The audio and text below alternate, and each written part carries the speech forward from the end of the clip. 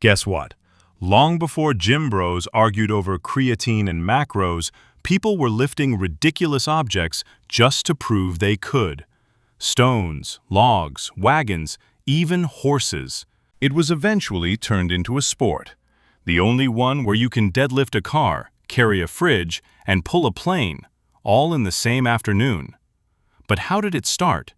Who were the first humans to say, "You see that giant rock? I bet I can pick it up"? Today, we're flexing through the brawny, bizarre history of the world's most primal competition, the sport of strongman. This is Guess What? Grab your chalk, your belt, and make sure you have really good health insurance, because we're lifting history today. Strength contests are almost as old as humanity itself. In ancient Greece, the Olympic Games already included events like stone lifting and discus throwing. But that was just the beginning. Across Europe, cultures used heavy stones as both gym and gatekeeper. In Scotland, men had to lift the clach cúd fir, or manhood stone, to prove they were strong enough to join the clan. In Iceland, sailors had to lift the Húsafell stone, 409 pounds of awkward misery, to earn full shares on a fishing boat. These weren't trophies, they were tests. Strength wasn't about aesthetics, it was survival. If you could lift it, you worked. If you couldn't, you watched. Fast forward to the 1800s, and strength went from survival to showtime. Traveling circuses and vaudeville acts turned strongmen into celebrities. Men like Eugen Sandow, the father of modern bodybuilding, weren't just strong, they were entertainers. Sandow performed feats of strength in theaters across Europe, bending iron bars, lifting horses, and, allegedly, hoisting women in chairs above his head for applause. Then came Louis Cyr of Canada, who reportedly backlifted 4,337 pounds, basically a small car, and held world records that stood for decades. These guys were the rock stars of their day. Posters called them the world's strongest man, long before it was a TV show. Sure, half the numbers were probably exaggerated, but who's checking when the dude's holding an anvil over his head? By the mid-20th century, lifting got serious and standardized. Weightlifting became an Olympic sport. Powerlifting rose in the 1950s with strict barbell events: squat, bench, deadlift. But something was missing: the weirdness. Enter 1977. CBS launches a new show, The World's Strongest Man, a bizarre hybrid of athletic event and reality TV, where men competed in everything from tire flips to fridge carries to tug-of-war against planes. The first contest was won by Bruce Wilhelm, an Olympic weightlifter, but it also featured bodybuilders, football players, and even a lumberjack. There were almost no rules. Events changed every year, weights were guessed, and injuries were frequent. It was chaos. Beautiful, testosterone-fueled chaos. In the 1980s and 90s, the sport found its legends. Bill Kazmaier, Kaz, bench-pressed over 600 pounds raw and dominated 3 World's Strongest Man titles in a row. He was the prototype of raw power. And then, mysteriously, he was gone. There was never an official rule saying Kaz was banned, but for decades, fans and athletes alike have believed his dominance made him bad for television. Whether that's true or not, the result was the same. After 3 straight wins, the most powerful man in the sport disappeared from its biggest stage. Then came Magnus Magnusson and Jon Paul Sigmarsson, the Icelandic icons. Jon Paul, with his long blonde hair and Viking roar, famously yelled, "There is no reason to be alive if you can't do deadlift," right before ripping well over 400 kilograms, or 881.8 pounds, off the floor. Subtlety was not part of the sport. These men weren't just lifters, they were cultural heroes. By the 2000s, strongman had gone global. Events were televised, sponsorships poured in, and the athletes became modern gladiators. And then the sport did what every growing sport eventually does. It split into rival kingdoms. In the mid-2000s, the International Federation of Strength Athletes, IFSA, broke away and started running its own circuit, signing many top strongmen to exclusive contracts. That exclusivity mattered because athletes tied to IFSA were often not allowed to compete at World's Strongest Man, which meant the sport's talent pool got fractured. For a stretch, you could win a world title without necessarily facing every top contender. And this is where things get complicated and controversial. A significant number of elite prime-era strongmen chose the IFSA circuit, drawn by contracts, rankings, and a more structured season. As a result, some of the deepest competitive fields of the era existed outside of World's Strongest Man, splitting the sport's best athletes across rival stages. Now, inside that era of split fields, one man still dominated what was in front of him: Mariusz Pudzianowski. Five-time World's Strongest Man champion, the most titles in WSM history. But this is also why the greatest of all time debate gets spicy. Some fans argue that because the sport's elite were divided between circuits, it's harder to compare champions across that specific period as cleanly as other eras. That doesn't diminish his dominance. He crushed the fields he faced. But it does explain why most do not have him at the top in a GOAT conversation. And speaking of the GOAT conversation, we need to talk about Big Z. Zydrunas Savickas, Big Z, isn't just a champion. He's a resume with a pulse. Pre-IFSA split, he competed at the World's Strongest Man and placed second in 2000 and 2001.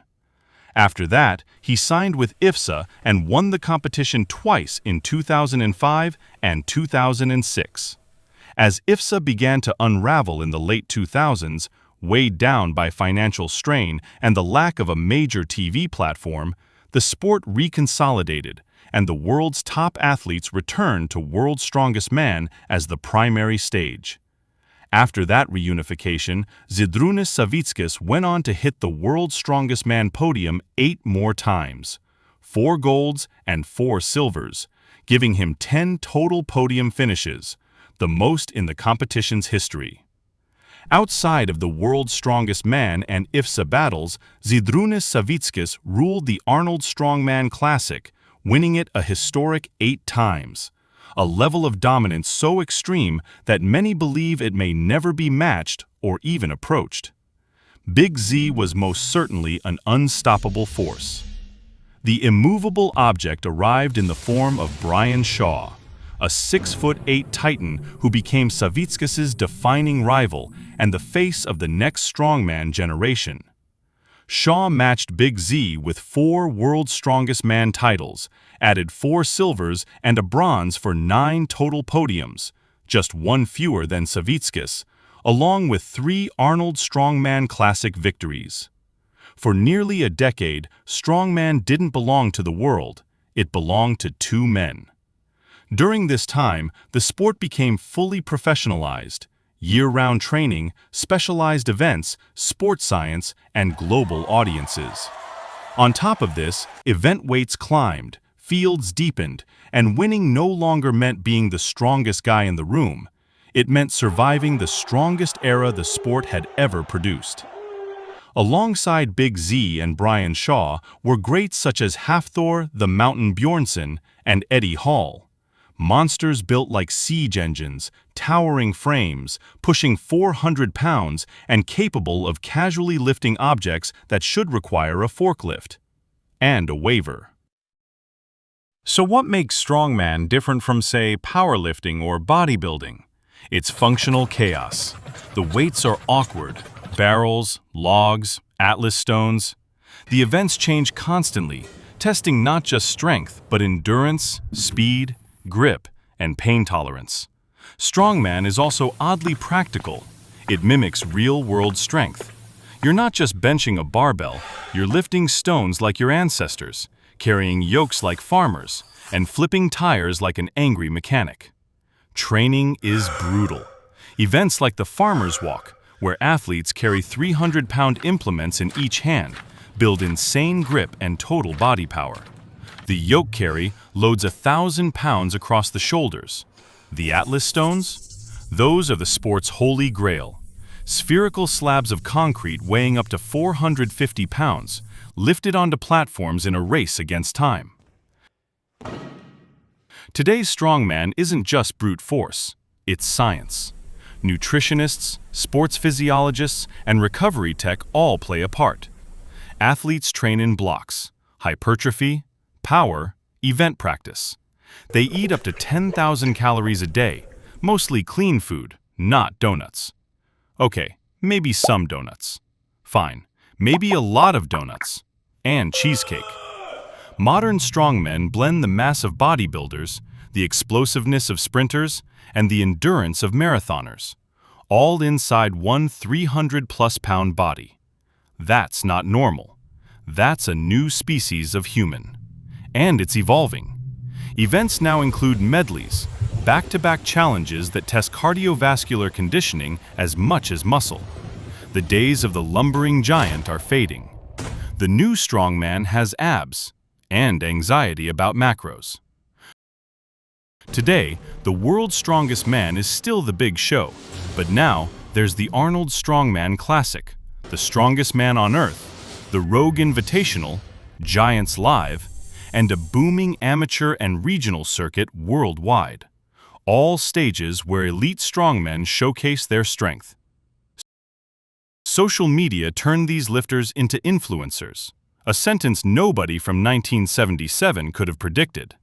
Now fans can watch training clips of Brian Shaw pulling trucks in Colorado, or Tom Stoltman, the Scottish king of the stones, lifting Atlas stones that weigh more than your refrigerator. Eddie Hall, Brian Shaw, and Hafthor Bjornsson are perhaps the most influential strongmen with massive social media followings and consistently promoting the sport of strongman. And it's not just men. Strongwoman competitions have risen fast, with athletes like Andrea Thompson and Donna Moore setting world records and inspiring a new generation, cementing themselves as the first legends of strongwoman. The sport is also more accessible. Gyms now have logs, yokes, and stones. You don't need to be 400 pounds, just determined enough to bleed chalk dust. At its core, strongman celebrates something ancient, the human obsession with testing limits.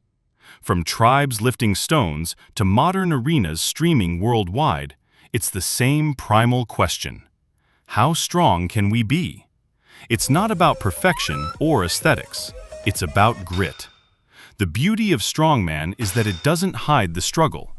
You see the pain, the strain, the triumph, and maybe, somewhere deep down, it makes you want to pick up something heavy too. So from Viking stones to stadiums full of chalk and chaos, the story of strongman is one of pure, unapologetic strength, physical, mental, and maybe even a little bit spiritual. It didn't give us grace or subtlety, but it did give us legends who move mountains and inspire millions to test their own limits. That's today's episode of Guess What? If you enjoyed lifting through history with me, hit subscribe, because next time we'll uncover another everyday thing with a not-so-everyday story. Until then, stay curious, and remember, someone out there is pulling a plane right now. You can survive 2 trips bringing in the groceries,